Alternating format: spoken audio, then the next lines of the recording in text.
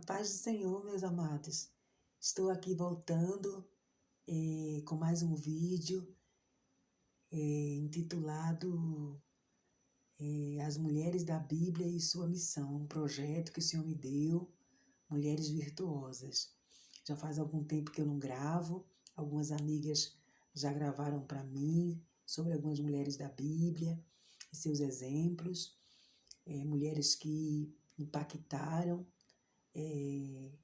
o povo de Deus, a nação de Israel, e estou de volta nesse projeto falando sobre a esposa de José, Asenate. José é um homem que foi muito provado, um jovem, aliás, que foi muito provado por Deus, foi invejado pelos seus irmãos, amado pelo seu pai e pela sua mãe, que fizeram uma túnica para ele de várias cores, demonstrando o amor por ele, demonstrando que ele era diferente, que ele era especial, pois Jacó dizia que José era o filho da sua velhice. E por conta disso, ele foi perseguido pelos seus irmãos, ele teve sonhos em que o Senhor mostrava para ele que ele ia reinar sobre os seus irmãos, que os seus irmãos, o seu pai e a sua mãe se encurvariam, né? A mãe de José morreu depois, quando teve Benjamim, mas a Léia continuou sendo a matriarca da família. Então, chegou o ponto em que José teve esses sonhos e seus irmãos tinham mágoa de José, guardavam rancor de José, porque a Bíblia diz também que José levava uma má fama deles a seu pai, pois eles faziam coisas erradas, né? Coisas que não convinham aos filhos de Jacó, e por isso eles ficaram com ira, né? Com ira no coração, e não respeitaram José como seu irmão. Mas eu quero ler aqui uma passagem sobre a esposa de José, porque José ele foi vendido, ele foi lançado no poço para morrer, mas Rubens intercedeu, querendo depois tirar ele do poço.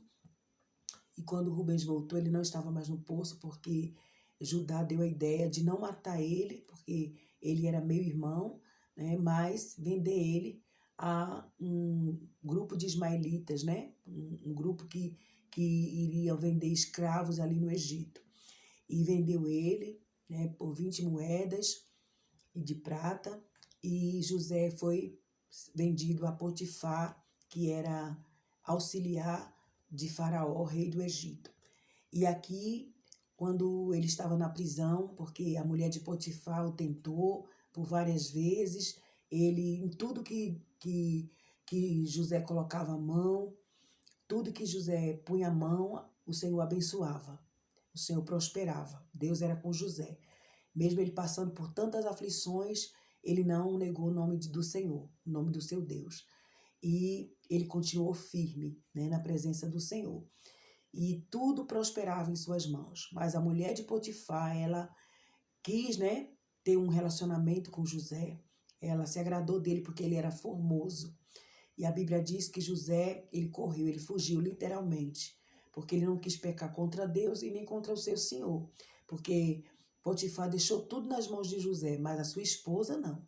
E José respeitava Potifar e respeitava a esposa de Potifar.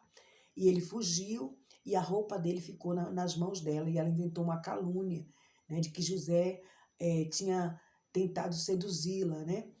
E gritou, e muitos acreditaram, os soldados de Potifar, os seguranças, acreditaram naquela mentira. Potifar provavelmente sabia que não era verdade. Poderia até ter mandado matar ele se tivesse certeza que era verdade, mas ele mandou prender José para não ter que matar José, porque ele sabia da fidelidade de José e provavelmente já conhecia sua esposa. E aí ele ficou na prisão, e ali na prisão também o Senhor fez prosperar. O Senhor fez prosperar, ele se tornou o chefe dos carcereiros ali, né? O chefe da prisão, e achou graça, né, ali na prisão também. E você vê, quando você está passando por uma prova, até mesmo na prisão, no calabouço, na cova dos leões, como Daniel, você prospera, você faz com que o nome do Senhor seja glorificado. E ali, quando José estava preso, foram presos também o copeiro de Faraó e o padeiro.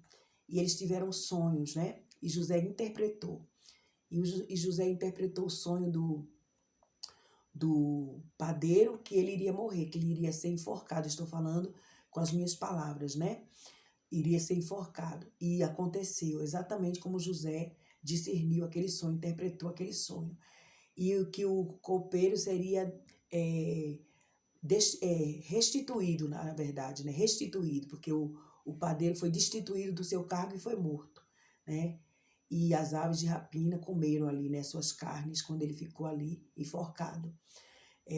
Mas o copeiro foi restituído o seu cargo, ele voltou a ser copeiro, entregar o cálice na mão de Faraó. E José havia falado para ele que quando ele estivesse com Faraó, que quando acontecesse, quando se cumprisse, porque José tinha certeza que ele iria ser restituído, né? Que Deus que dá a interpretação, Deus confirma, né?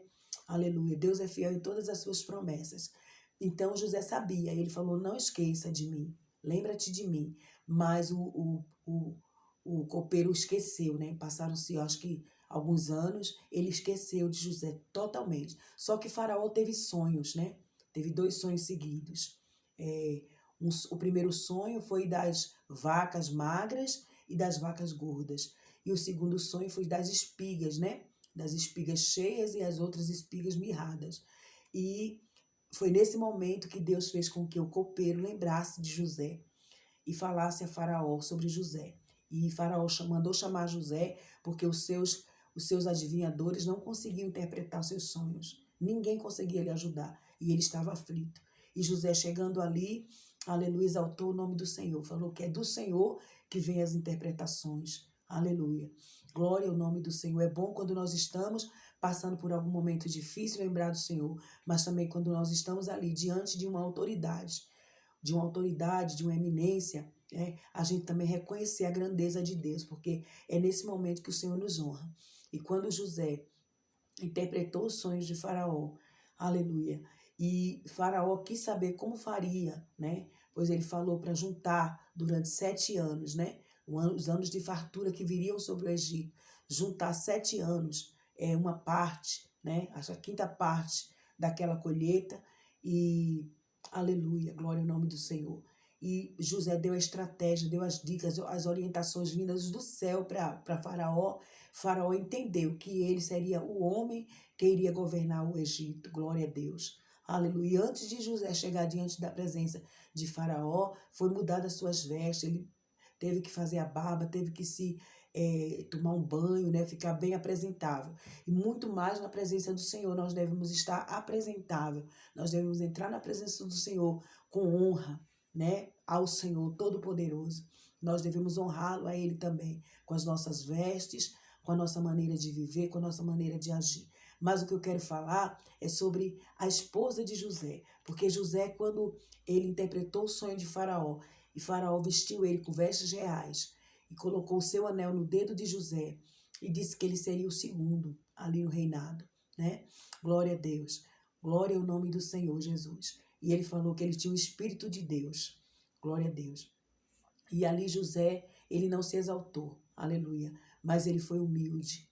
Glória a Deus. E a Bíblia diz que antes dele sair por toda a terra do Egito, Faraó lhe mudou o nome.